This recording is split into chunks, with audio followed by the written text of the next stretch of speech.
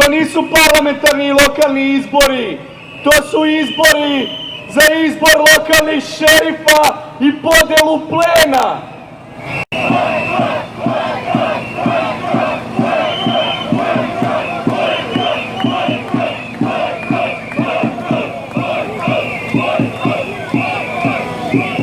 Prihvatite 42 tačke i 6 preporuka.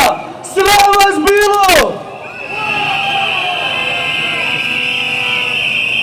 Muka vam nam je od vaših laži, prevara, reketiranja, nasilja, pretnji i manipulacija.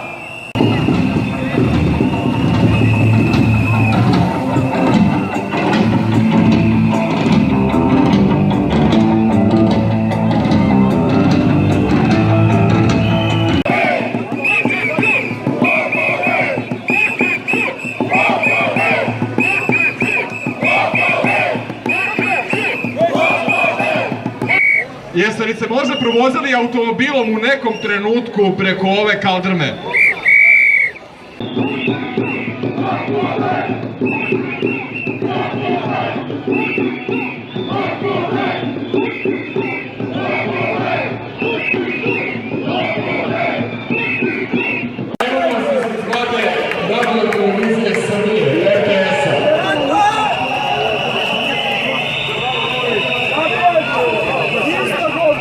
Ista govna!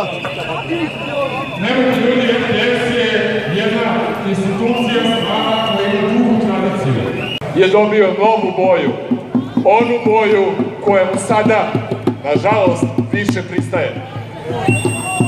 Boju Pinka.